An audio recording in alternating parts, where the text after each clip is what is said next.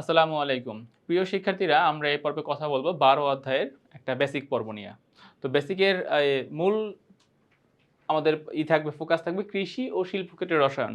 তো আমরা জানি আমাদের ১২ অধ্যায়টাকে মোট ৩ টা সেগমেন্টে ভাগ করা হয়েছে। একটা হচ্ছে গৃহস্থশৈলী রসায়ন, একটা হচ্ছে পরিষ্কার পরিচ্ছন্নতা রসায়ন এবং এখন পাচ্ছি আমরা কৃষি ও শিল্প ক্ষেত্রে রসায়ন। তো দেখো, এখানে বেসিক্যালি আমাদের কৃষি ক্ষেত্রে এবং শিল্প ক্ষেত্রে যে আমরা কেমিস্ট্রি ব্যবহার করি, ইউরিয়া সার থেকে যার অন্যান্য উপাদানগুলো ব্যবহার করা হয়, এই পয়েন্টগুলো নিয়ে এখানে আসলে কথা বলা হবে আমাদের। আচ্ছা, তো আমরা এবার যাচ্ছি আমাদের মূল অংশ বা মূল যে বিক্রিয়ার যে অংশগুলো আছে সেখানে। তো শুরুতেই দেখো, শিল্পক্ষেত্রে রসায়নটা আসলে কিভাবে ইউজ হয় সেইগুলো নিয়ে আমরা এখন কথা বলবো। তো প্রথমে তোমরা দেখতে পাচ্ছ ইউরিয়া। শিল্পক্ষেত্রে আমাদের ১ নাম্বার পয়েন্ট কি? ১ নাম্বার আমরা কথা বলতেছি ইউরিয়া নিয়ে। আচ্ছা, সো ইউরিয়া এখানে দেখো কি বলছে, যে ইউরিয়া হলো কার্বন, নাইট্রোজেন, অক্সিজেন এবং হাইড্রোজেনের সমন্বয়ে গঠিত একটি কার্বামাইড যৌগ। এর রাসায়নিক সংকেত হলো NH2CO NH2 বা CH4N2O। অর্থাৎ আমরা ইউরিয়ার সংকেতটা পাচ্ছি এভাবে, যে NH2CO NH2, মানে নর্মালি যখন আমরা লিখি ইউরিয়া কীভাবে প্রেজেন্ট করা হয়, NH2CO NH2। অথবা যদি একবারে লিখতে চাই আমরা, দেখো কার্বন, 4টা হাইড্রোজেন, 2টা নাইট্রোজেন, 1টা অক্সিজেন, এভাবে জাস্ট এই কথাটা এখানে বলছে। তাহলে আমরা ফার্স্টে সংজ্ঞাটা বুঝতে পারলাম, প্লাস হচ্ছে এটার আণবিক সংকেত কি হবে সেটাও জানতে পারলাম। নেক্সটে আমরা যাচ্ছি এর পরবর্তী অংশে। দেখো ইউরিয়া প্রস্তুতি, তুমি কিভাবে আসলে ইউরিয়া প্রস্তুত করবা। তো এখানে আমরা আসলে একটু বড় করে দেখি এটার বিক্রিয়াটা কীভাবে বোঝা যায়। এখানে ফার্স্টে বলতেছে কার্বন ডাইঅক্সাইড গ্যাস এবং অ্যামোনিয়া গ্যাসকে আমরা একত্রিত করব। তো ফলো করো, এখান থেকে এরকম বুঝো। দেখো 2 মোল অ্যামোনিয়া আছে। এখন এটাকে যদি আমরা একটু ভাঙি, এরকম হচ্ছে না? দেখো তো, NH3 NH3 এরকম পাচ্ছি আমরা, NH3 NH3। এবার একটা কাজ করি বলো তো, এই ধাপ থেকে আমরা এই যে এখান থেকে আমরা NH3 কে একটু চেঞ্জ করব, এখান থেকে আমরা একটু চেঞ্জ করব। এখন এসো সেই চেঞ্জটি কি হতে পারে? দুইটাই কিন্তু ফার্স্ট NH3 ছিল। এবারে এটা হয়ে যাবে NH2, এটা হয়ে যাবে NH4। একটা NH2, একটা NH4 এরকম করা যায়, মানে হাইড্রোজেন এখান থেকে এখানে শিফট হলো। ফলে কি হচ্ছে দেখো, এই যে NH2, এই কার্বন ডাইঅক্সাইড, তার মানে C+O, এই যে দেখো C+O, আর এই হচ্ছে তোমার NH4, যেটার নাম হচ্ছে অ্যামোনিয়াম কার্বামেট। এই যে NH4 মানে অ্যামোনিয়াম, আর NH2CO এর নাম হচ্ছে কি? কার্বামেট। তাহলে এটা একটা কার্বামেট যৌগ। এবারে এই অ্যামোনিয়াম কার্বামেট থেকে আমরা কি করব? পানি অপসারণ করব। খেয়াল করো, এখানে 4টা হাইড্রোজেন থেকে 2টা হাইড্রোজেন বের করে ফেলো, আর এখানে 2টা অক্সিজেনের মধ্যে থেকে 1টা অক্সিজেন বের করে ফেলো। তাহলে 2টা হাইড্রোজেন 1টা অক্সিজেন মিলে কি তৈরি হবে? 2টা হাইড্রোজেন 1টা অক্সিজেন মিলে তৈরি হবে H2O, পানি। তাহলে বাকি থাকছে কি? দেখো বাকি থাকতেছে NH2 NH2, CO CO, আর NH4 থেকে 2টা হাইড্রোজেন বাদ দাও, NH2, তাহলে NH2CO NH2, আর এখানে উৎপন্ন হচ্ছে পানি। সো এই যে আমরা কি প্রস্তুত করে ফেললাম, এখান থেকে আমরা মূলত ইউরিয়া প্রস্তুত করে ফেললাম। আর NH2CO NH4, এখান থেকে পাচ্ছি আমরা অ্যামোনিয়াম কার্বামেট। তাহলে আমরা কিন্তু দেখো 2টা গ্যাস, একটা হচ্ছে কার্বন ডাইঅক্সাইড গ্যাস, একটা হচ্ছে অ্যামোনিয়া গ্যাস। এই 2টা গ্যাসের সমন্বয়ে আমরা কি প্রস্তুত করলাম? ফার্স্টে অ্যামোনিয়াম কার্বামেট, এবং অ্যামোনিয়াম কার্বামেট থেকে এক অণু পানি অপসারণ করার মাধ্যমে আমরা কি প্রস্তুত করতে পারলাম? ইউরিয়া প্রস্তুত করতে পারলাম। এখানে প্রভাবক হচ্ছে 130 থেকে 150 ডিগ্রি সেলসিয়াস তাপমাত্রা। ব্যাস, এটা হচ্ছে আমাদের কার্বন ডাইঅক্সাইড এবং অ্যামোনিয়ার সাহায্যে ইউরিয়া গ্যাসটা মূলত কিভাবে প্রস্তুত করা যায় তার বিক্রিয়া। এবারে আমরা যাচ্ছি, এখানে দেখা যাচ্ছে ওই কথাগুলোই বলছে, আমরা একটু যে কথাগুলো বললাম ওই কথাগুলোই বলছে। দেন আসো ইউরিয়ার ব্যবহার। দেখো ইউরিয়ার ব্যবহার অনেকভাবে ইউরিয়াকে ব্যবহার করা যেতে পারে, তবে প্রথমত মানে প্রধান যেই পার্টটা আমরা ইউরিয়াকে ফোকাস করি, সেই হচ্ছে ইউরিয়া থেকে আমরা কি প্রস্তুত করতে পারি? মেলামাইন প্রস্তুত করতে পারি। তো আসলে আমরা এখন ইউরিয়া থেকে কিভাবে মেলামাইন প্রস্তুত করা যায় তার বিক্রিয়াটা আমরা শিখব। আচ্ছা, তো শুরুতেই দেখো এই যে আমাদের ইউরিয়ার সংকেত দেওয়া হচ্ছে NH2CO NH2। তো এই ইউরিয়ার সংকেত থেকে আমরা 6 মোল মানে 6 অণু ইউরিয়া নিব। 6 অণু ইউরিয়া থেকে আমরা দেখো এরকম একটা জটিল সংকেত, এটা কিন্তু মেলামাইনের সংকেত কি পাচ্ছি আমরা বলো তো? কার্বন, নাইট্রোজেন, আর নাইট্রোজেনের সাথে NH2 বন্ধন। প্রত্যেকটা কার্বনের 4 যোজনী ফিল আপ হয়েছে। এখানে দেখো প্রত্যেকটা নাইট্রোজেনের 3 যোজনী ফিল আপ হয়েছে। তো কার্বনের 4 যোজনী, নাইট্রোজেনের 3 যোজনী, এটা আমরা এখান থেকে ফিল আপ করব। এই যে স্ট্রাকচারটাকে তোমরা এইভাবে দেখতে পারো, C3, 3টা কার্বন, দেখো 1টা 2টা 3টা, 6টা হাইড্রোজেন, 2 4 6, আর নাইট্রোজেন 6টা, 1 2 3 4 5 6। তার মানে মেলামাইনের সংকেত, অ্যামোনিয়া গ্যাস তৈরি হচ্ছে আর কার্বন ডাইঅক্সাইড গ্যাস তৈরি হচ্ছে এখান থেকে। আচ্ছা, তো তাহলে আমরা এই যে ইউরিয়া, মানে যদি আসে যে ইউরিয়ার ব্যবহার লিখো, তখন কিন্তু আমরা এভাবে ইউরিয়ার ব্যবহার হিসেবে আমরা মেলামাইনটাকে দেখাতে পারি। অবশ্যই সেটা শিল্পক্ষেত্রে হতে হবে, আমরা কিন্তু এখন ফোকাস করতেছি শিল্পক্ষেত্রে কেমিস্ট্রি নিয়ে। আচ্ছা, এই গেল একটা। ইউরিয়ার আমরা আরো কিছু ব্যবহার এখান থেকে দেখতে পারি। নাম্বার 2 দেখো, একটা তো আমরা ইউরিয়া থেকে মেলামাইন প্রস্তুত করেছি। নাম্বার 2 কি বলতেছে? নাম্বার 2 বলছে বিস্ফোরক, যে ইউরিয়া নাইট্রেট নামক বিস্ফোরক তৈরিতে ইউরিয়া ব্যবহার করা হয়। 3 নাম্বার গাড়ির ধোঁয়া নিয়ন্ত্রণ, আধুনিক ডিজেল চালিত গাড়ির ধোঁয়া থেকে অনেক ক্ষতিকর নাইট্রোজেন ডাই অক্সাইড, মানে নাইট্রিক অক্সাইড, নাইট্রোজেনের যে অক্সাইড সমূহ আছে, nitric oxide, nitrogen die oxide, nitrous oxide কমাতে ইউরিয়া দ্রবণ ব্যবহার করা হয়। আর 4 নম্বরে বলছে কাপড় ও রং শিল্প, টেক্সটাইল শিল্পে রং স্থায়ী করতে এবং কাপড় ছাপানোর কাজে ইউরিয়া ব্যবহার করা হয়। কাপড়ের উপরে আমরা একটা ছাপ দেই, সেই কাপড় ছাপানোর ক্ষেত্রে আমরা ইউরিয়া সারকে ব্যবহার করতে পারি আর কি।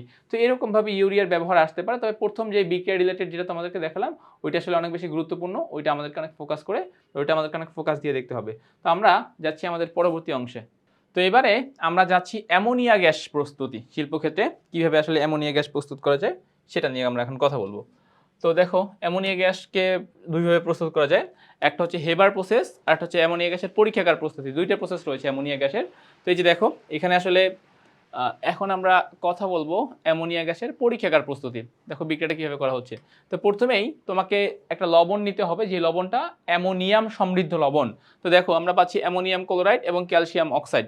বিক্রিয়াটা আমি একটু ভেঙে দেখাই, এরকমভাবে দেখো, ammonium chloride plus calcium oxide. তো চিন্তা করো, ফার্স্টে আমাদের কাজ কি? পজিটিভ নেগেটিভ আলাদা করা, তাই না? তাহলে এখান থেকে যদি ভাগ করি, কি পাচ্ছি আমরা? অ্যামোনিয়াম আয়ন প্লাস, এখান থেকে পাচ্ছি Cl মাইনাস, এখান থেকে পাচ্ছি ক্যালসিয়াম 2 প্লাস, এখান থেকে পাচ্ছি অক্সিজেন 2 মাইনাস। ওকে, তাহলে এবার তোমার এই ক্যালসিয়ামটা যাবে কার সাথে বলো তো? ক্লোরিনের সাথে। গিয়ে কি উৎপন্ন করবে? CaCl2, ক্যালসিয়াম ক্লোরাইড উৎপন্ন করবে, CaCl2 ক্যালসিয়াম ক্লোরাইড। দেন আমরা এই অ্যামোনিয়াম গ্যাসকে দুই ভাগে ভাগ করতে পারি কিনা দেখো তো। মানে অ্যামোনিয়াম আয়নটাকে, একটা হচ্ছে অ্যামোনিয়া আর একটা হচ্ছে কি হাইড্রোজেন আয়ন, অর্থাৎ অ্যামোনিয়াম এই আয়নটা থেকে আমরা অ্যামোনিয়া গ্যাস এবং হাইড্রোজেন আয়ন প্রস্তুত করতে পারি। তাহলে এই যে অ্যামোনিয়া পেয়েছি এইখানে, তাহলে এখান থেকে তুমি লেখো NH3 লেখো প্লাস এই হাইড্রোজেন এবং এই অক্সিজেন মিলে তৈরি হবে কি? H2O তৈরি হবে। সো এই আমরা আমাদের প্রোডাক্ট পেয়ে গেছি, অ্যামোনিয়া, ক্যালসিয়াম ক্লোরাইড এবং পানি। বিক্রিয়াটা ব্যালেন্স করার জন্য আমাদেরকে হয়তো বা অ্যামোনিয়াম ক্লোরাইডকে 2 দ্বারা গুণ করা লাগছে। সো অ্যামোনিয়াম ক্লোরাইডকে যদি 2 দ্বারা গুণ করি, তাহলে এখানে অ্যামোনিয়া হবে 2 মোল আর ক্লোরিন 2টা। তো এটা তো আমরা ব্যালেন্স করে ফেলবো। আচ্ছা, গেল। নেক্সট সেম বিক্রিয়াটা তুমি চাইলে ক্যালসিয়াম হাইড্রোক্সাইড থেকেও করতে পারো, অর্থাৎ অ্যামোনিয়াম সমৃদ্ধ লবণ বা অ্যামোনিয়াম এর লবণ এর সাথে যদি আমরা ক্যালসিয়াম অক্সাইড ক্ষার হোক বা ক্যালসিয়াম হাইড্রোক্সাইড ক্ষার যেটাই যুক্ত করি না কেন, আমরা কিন্তু সেখান থেকে অ্যামোনিয়া গ্যাসই প্রস্তুত করতে পারবো। তো এখানেও দেখো বিক্রিয়াটা কীভাবে হবে। এখানে ammonium positive, Cl negative, calcium positive, OH negative, তাহলে ক্যালসিয়াম যাবে ক্লোরিনের সাথে, উৎপন্ন হবে ক্যালসিয়াম ক্লোরাইড। আর এই যে অ্যামোনিয়ামকে 2 ভাগে ভাগ করলে কী পাবো? অ্যামোনিয়ামকে 2 ভাগে ভাগ করলে পাবো আমরা অ্যামোনিয়া, NH3 পাবো, আর কি পাবো? আর পাবো আমরা হাইড্রোজেন। তাহলে এই হাইড্রোজেন আর OH মূলক মিলে উৎপন্ন হচ্ছে H2O। আর এই যে অ্যামোনিয়া গ্যাস পাচ্ছ তোমরা, এই অ্যামোনিয়া গ্যাসটাকে এখানে বসানো হলো, ব্যাস বিক্রিয়াটা শেষ। তাহলে এইভাবে আমরা আসলে পরীক্ষাগার বা ল্যাবরেটরিতে আমরা অ্যামোনিয়া গ্যাস প্রস্তুত করতে পারি। গেল এটা। আমরা এখন কথা বলবো অ্যামোনিয়া গ্যাসের শিল্প উৎপাদন নিয়ে, অর্থাৎ শিল্পক্ষেত্রে কীভাবে অ্যামোনিয়া গ্যাস প্রস্তুত করা যায়। দেখো, শিল্পক্ষেত্রে কীভাবে অ্যামোনিয়া গ্যাস প্রস্তুত করা যায়। তো এখানে বলতেছে শিল্প কারখানায় একটা প্রসেস আমরা এখানে ফলো করি, যার নাম হচ্ছে হেবার প্রসেস। হেবার একটা প্রসেসের নাম। তো এই হেবার প্রসেসের মাধ্যমে আমরা শিল্প কারখানায় অ্যামোনিয়া গ্যাস প্রস্তুত করতে পারি। এখানে দেখো মূলত এটা একটা উভমুখী বিক্রিয়া, নাইট্রোজেন এবং হাইড্রোজেন বিক্রিয়া করে অ্যামোনিয়া গ্যাস প্রস্তুত হচ্ছে। তো এখানে নাইট্রোজেন এবং হাইড্রোজেন নিলাম। আমাদের যেহেতু এখানে কিছু শর্ত আছে, দেখো এখানে লেখা আছে, ফার্স্ট অফ অল তুমি এখানে ফোকাস করো, এই যে এখানে ফোকাস করো, লেখা আছে কত? হিট, মানে পজিটিভ হিট প্লাস 92 কিলোজুল। তার মানে আমরা যেটাকে নর্মালি বলি, এভাবে দেখো, আমরা নর্মালি বলি কি, যে ΔH এর মান হবে ঋণাত্মক, মানে বিক্রিয়াটা তাপ উৎপাদী, এক কথায় বিক্রিয়াটা তাপ উৎপাদী, ΔH এর মান কীরকম হবে? ΔH এর মান ঋণাত্মক হবে তাপ উৎপাদী হওয়ার কারণে। তাহলে আমরা নর্মাল যেই কাজটা করা হয়, যে তাপ উৎপাদী বিক্রিয়াতে তাপ উৎপন্ন হয়, তো উৎপাদের পরিমাণ বৃদ্ধি করার জন্য তাপ উৎপত্তি বিক্রিয়ায় তাপের পরিমাণ কমাতে হয়। ফার্স্ট শর্ত হচ্ছে এটা, যে আমরা যদি লাস সাতেলিয়ার নীতিটা ফলো করি, তাহলে তাপ উৎপাদী বিক্রিয়ায় যদি উৎপাদের পরিমাণ বৃদ্ধি করতে চাই, তখন আমাদের তাপের পরিমাণটা কমাতে হবে। কিন্তু এইখানে একটা সমস্যা আছে, তাপের পরিমাণ যদি আমরা কমিয়ে দেই, তাহলে অনুসময়ের মধ্যে কাছে সংঘর্ষ হয়, এই সংঘর্ষ হওয়ার পরিমাণটা অনেকটাই কমে যাবে এবং তখন দেখা যাবে যে তাপ বাড়ালেও সমস্যা, তাপ কমালেও সমস্যা। তো এই যে উভয় সংকট, যে বাড়ালেও সমস্যা কমালেও সমস্যা, এই উভয় সংকট দূর করতে আমরা একটা প্রভাবক ইউজ করি, যেই প্রভাবকটা মূলত বিক্রিয়ার গতি, মানে বিক্রিয়ার অণুগুলোর মধ্যে যেন সংঘর্ষ ভালো হয়, এটাতে সাহায্য করবে। তো এই সেই এফি প্রভাবক, যে এফি প্রভাবকটা কি করবে, আমার নাইট্রোজেন এবং হাইড্রোজেনের মধ্যে যেন বিক্রিয়ার গতিটা ঠিক থাকে, তাপ কমালের জন্য বিক্রিয়ার গতিটা সচল থাকে, এই জন্য আমরা এই কাজটা এখানে করব।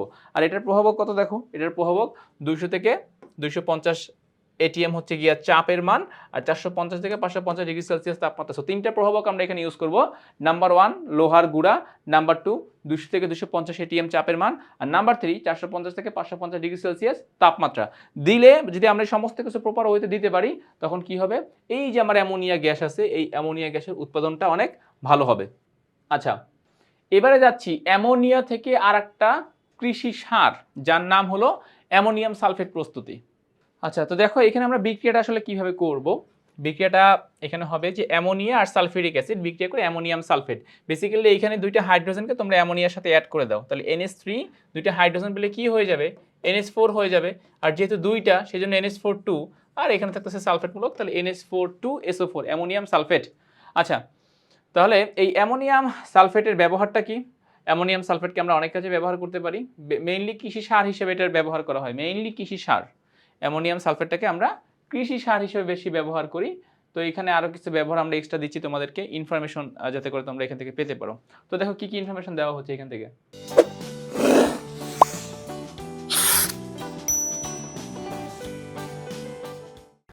আচ্ছা, দেখো আমরা এখান থেকে তোমাদের জন্য ইনফরমেশন দিচ্ছি। নাম্বার 1, খাদ্য শিল্প, এটি ইস্ট তৈরির পুষ্টি উপাদান হিসেবে ব্যবহৃত হয়। আচ্ছা, বস্ত্র এবং রং শিল্প, চামড়া শিল্প, অগ্নি নির্বাপক, অনেক সময় ফায়ার এক্সটিংগুইশার পাউডারের অন্যতম উপাদান হিসেবে এটি ব্যবহার করা হয়, কারণ এটি শিখা ছড়িয়ে পড়া রোধ করতে সহায়তা করে। এই যে এই লাইনটা খুব গুরুত্বপূর্ণ, শিখা ছড়িয়ে পড়া রোধ করতে সহায়তা করে, শিখা ছড়িয়ে পড়া রোধ করতে সহায়তা করে কে, অ্যামোনিয়াম সালফেট, অ্যামোনিয়াম সালফেট। তো আমরা এভাবে দিব। এবং অ্যামোনিয়াম সালফেটের আরেকটা গুরুত্বপূর্ণ ব্যবহার কি হিসেবে বলতো, কৃষিক্ষেত্রে কি হিসেবে, সার হিসেবে ব্যবহার করা হয়। কিন্তু এটা কৃষিক্ষেত্রে আমরা এটাকে সার হিসেবে ব্যবহার করি, কৃষিক্ষেত্রে আমরা সার হিসেবে ব্যবহার করি অ্যামোনিয়াম সালফেটকে। ওকে, গেল এটুকু। এরপরে যাচ্ছি আমরা সর্বশেষ চুনা পাথর। চুনা পাথর সংকেত কি বলতো, ক্যালসিয়াম কার্বনেট। ক্যালসিয়াম কার্বনেট চুনা পাথরের সংকেত। চুনা পাথর কিভাবে তৈরি হয়, ক্যালসিয়াম হাইড্রোক্সাইডের সাথে যখন কার্বন ডাইঅক্সাইড গ্যাস অ্যাড করা হয়, তখন সেখান থেকে ক্যালসিয়াম কার্বনেট এবং পানি তৈরি হয়। ক্যালসিয়াম কার্বনেট এবং সেখান থেকে পানি তৈরি করতে পারি। আচ্ছা, চুনা পাথরের কাজ কি বলতো, চুনা পাথর প্রস্তুতি করলাম। এবারে আমরা আসলে চুনা পাথর থেকে অনেক কাজ করতে পারি। চুনা পাথর সিমেন্ট শিল্পের প্রধান উপাদান, এখান থেকে সিমেন্ট তৈরি করা যেতে পারে। চুনা পাথর মাটিতে প্রয়োগ করা হয় যখন মাটির অতিরিক্ত মাটি অম্লীয় হয়ে যায়, তখন সেখানে আমরা চুনা পাথর অ্যাড করে সেই মাটিটাকে প্রশম করার ট্রাই করি। এরকম বিভিন্ন ক্ষেত্রে আমাদের চুনা পাথর কাজে লাগে। তো তাহলে আমাদের এই যে পর্ব, এই পর্বের দুইটা পার্ট, আমরা একটা হচ্ছে শিল্পক্ষেত্রের রসায়ন আর একটা হচ্ছে কৃষিক্ষেত্রের রসায়ন। তাহলে কৃষিক্ষেত্রের রসায়নের যে পার্টটুকু আছে, এই পার্টটুকু আমরা এখানে কমপ্লিট করে ফেললাম। দেখো এইগুলো ছিল মূলত আমাদের মেইন বিক্রিয়া, যেগুলো আমরা কৃষিক্ষেত্রে এগুলো নিয়ে কথা বলেছি। আচ্ছা, তো তাইলে আশা করছি তোমরা এইটুকু অংশ প্রপারলি বুঝছো। আমরা এখন যাচ্ছি, আমরা এতক্ষণ কথা বলছি শিল্পক্ষেত্রের যে রসায়ন নিয়ে, সেটা নিয়ে। তো আমি আশা করছি তোমরা এইটুকু অংশ প্রপারলি বুঝতে পেরেছো।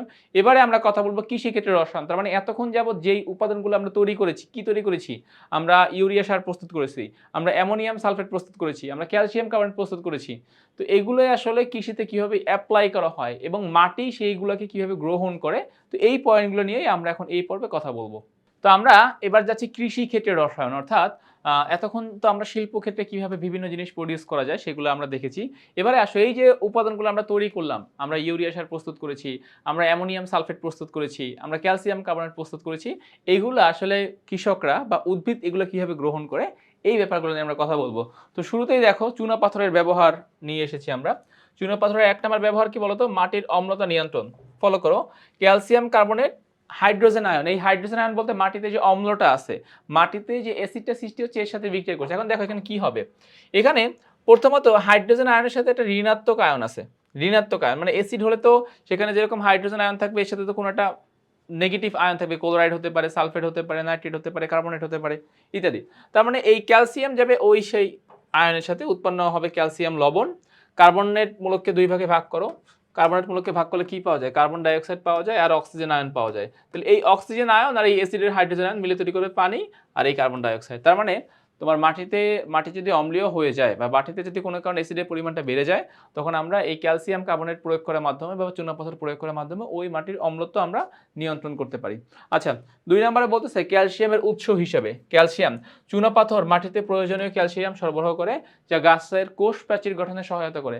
আমরা জানি যে ক্যালসিয়াম হচ্ছে একটা প্রয়োজনীয় উপাদান উদ্ভিদ দেহ গঠনে বা মাটির মূলরুম থেকে যে উদ্ভিদ যে তার শারীরবৃত্ত যে প্রসেসটা আছে, এখানে ক্যালসিয়াম একটা মূল উপাদান। তো সেই হিসাবে ক্যালসিয়ামের উৎস হিসেবে এটা আমরা কাউন্ট করে থাকি। 3 নম্বর বলতেছে উপকারী ব্যাকটেরিয়া বৃদ্ধিতে চুনাপাথর মাটিতে থাকা উপকারী অণুজীব বা ব্যাকটেরিয়ার কার্যক্ষমতা বাড়িয়ে দেয়, যা জৈব পদার্থ পচনে সহায়তা করে। সো এই যেটা বললাম যে চুনাপাথর হচ্ছে ব্যাকটেরিয়ার ক্ষমতাটাকে বাড়িয়ে দেয়। অর্থাৎ আমরা কি করি, অনেক সময় মাটিতে আমরা বিভিন্ন মানে যে শুকনো পাতা বা অন্যান্য যে জৈব যে উপাদানগুলো আছে রেখে দেই, সেখানে কি জৈব সার তৈরি হয়। যে সারটা যে তৈরি হচ্ছে, অনেক সময় হয় যে আমরা মাটিতে কিন্তু কচুরি পানা দেই, বিভিন্ন মানে পচা পাতা টাতা দিলে সেই মাটির উর্বরতা বৃদ্ধি করতে পারে। এই যে পচা পাতা দিচ্ছে, এটাকে কে পচাচ্ছে?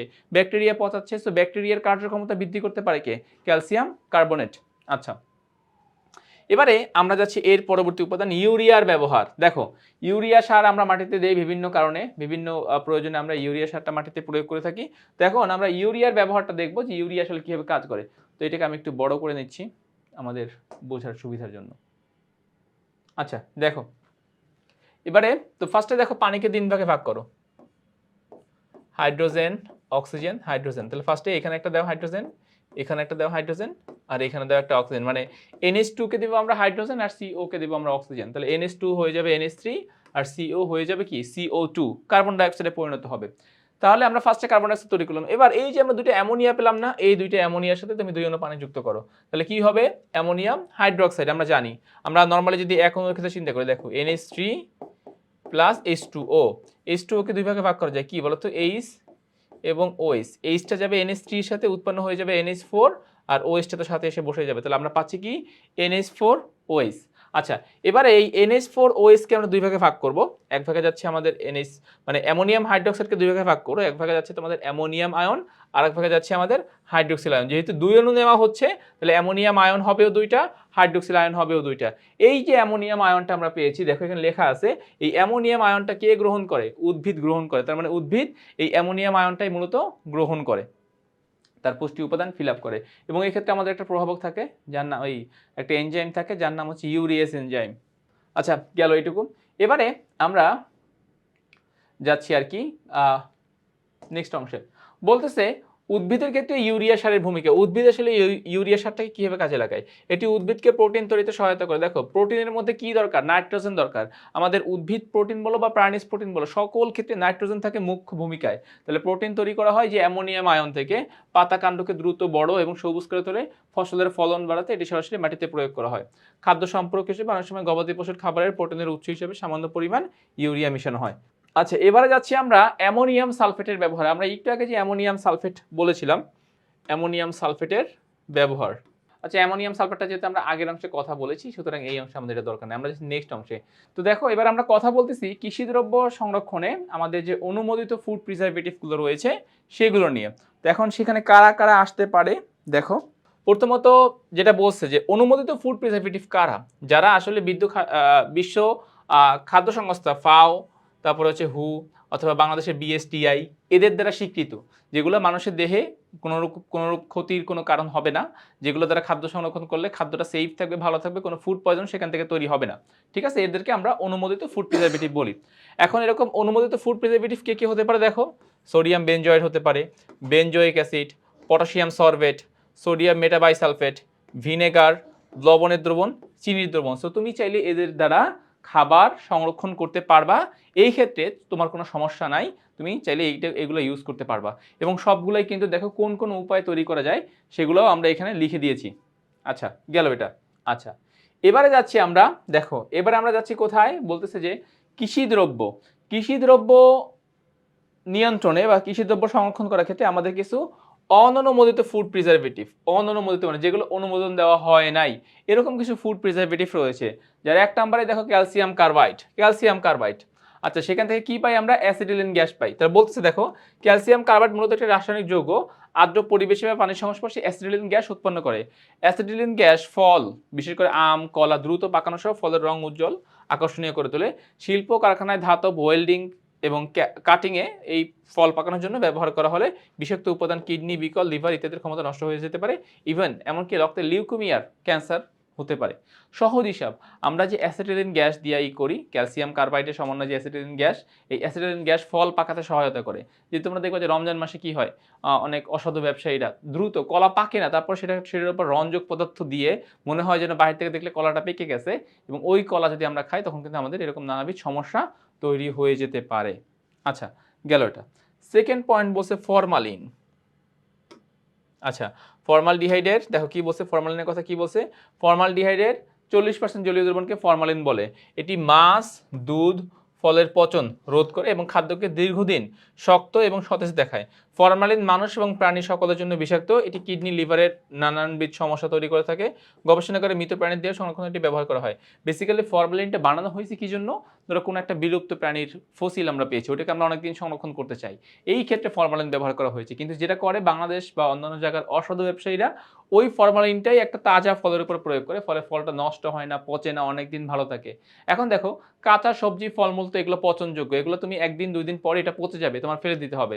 তো এই যে পচনযোগ্য যেগুলো আছে সেগুলোকে যদি আমরা ফেলে দিই তখন তো আমার লস হয়ে যাবে। দ্যাটস ওয়াই ব্যবসায়ীরা এখানে ফরমালিন প্রয়োগ করে, যাতে করে ওই ফসলটা বা ওই ফলটা অনেকদিন ভালো থাকে এবং তারা যেন এগুলো বিক্রি করতে পারে যেই দামে ক্রয় করেছে সেই দামে। তাহলে ক্যালসিয়াম কার্বাইড থেকে আমরা ইথিলিন গ্যাস পাচ্ছি আর ফরমালিন পাচ্ছি। 3 নম্বরে বলছে ইথিলিন গ্যাস। আচ্ছা, ক্যালসিয়াম কার্বাইড থেকে আমরা পাচ্ছি অ্যাসিটিলিন গ্যাস, এখন পাচ্ছি ইথিলিন গ্যাস। কৃত্রিমভাবে তৈরিকৃত ইথিলিন গ্যাস কাঁচা আম পাকানোর কাজে ব্যবহার করা হয়। এটি আমাদের শরীরের উপর বিরূপ প্রভাব ফেলে, কিন্তু প্রাকৃতিক উদ্ভিদ হরমোন ইথিলিন আধুনিক নিরাপদ কৃষি গবেষণায় ব্যাপকভাবে ব্যবহৃত হয়। তো দেখো এখানে যেটা বলছে যে উদ্ভিদ কিন্তু ইথিলিন নিঃসরণ করে, উদ্ভিদ করে এই কাজটা, প্রাকৃতিকভাবে যেটা হয় ওইটা অনেক ভালো। কিন্তু কৃত্রিম উপায়ে যে ইথিলিন তৈরি করে যে আমরা যে উদ্ভিদ দিয়ে প্রয়োগ করি ফল পাকানোর জন্য, এইটা আসলে ভালো না, এটা আমাদের এটা ক্ষতিকর হতে পারে। তো সেই ক্ষেত্রে আমরা 3টে জিনিস পেলাম, একটা হচ্ছে অ্যাসিটিলিন গ্যাস, একটা হচ্ছে ফরমালিন, আর একটা হচ্ছে ইথিলিন। ইথিলিন যেটা বললাম যে উদ্ভিদের ক্ষেত্রে যেটা ব্যবহার করা হয় সেই ইথিলিনটা ভালো, বাট প্রাণীর ক্ষেত্রে উদ্ভিদের ক্ষেত্রে যেটা প্রাকৃতিকভাবে তৈরি হয় সেটা ভালো, কিন্তু আমরা ল্যাবরেটরিতে যদি এক্সট্রা ইথিলিন প্রস্তুত করি সেটা আসলে ভালো নয়। তো এখানে আসলে এই ব্যাপারগুলো আমাদেরকে মাথায় রাখতে হবে, এগুলো যেন কোনো ফলমূল কোনো সবজিতে ইউজ করা না হয়, তাহলে সেটা অনেক বিষাক্ত হয়ে যাবে, সেটা অনেক দূষিত হয়ে যাবে। সেগুলো গ্রহণ করলে আমাদের থেকে ফুড পয়জন আমাদের দেহেও সৃষ্টি হবে এবং সেখান থেকে নানানবিধ রোগ সৃষ্টি হবে, অঙ্গ প্রত্যঙ্গ বিকল হয়ে যেতে পারে ইত্যাদি ইত্যাদি। ওকে, তো তাহলে আমাদের কৃষি এবং শিল্পক্ষেত্রে রসায়নের যে 2টা পার্ট ছিল, আমরা কিন্তু সেই 2টা পার্ট খুব সহজেই কমপ্লিট করে ফেললাম। তো আমি আশা করতেছি তোমরা এইটুকু অংশ প্রপারলি বুঝতে পেরেছো। আজ এই পর্যন্তই, নতুন পর্বে আবার তোমাদের সাথে দেখা হবে। ততক্ষণ পর্যন্ত সবাই ভালো থাকো, সুস্থ থাকো, আল্লাহ হাফেজ।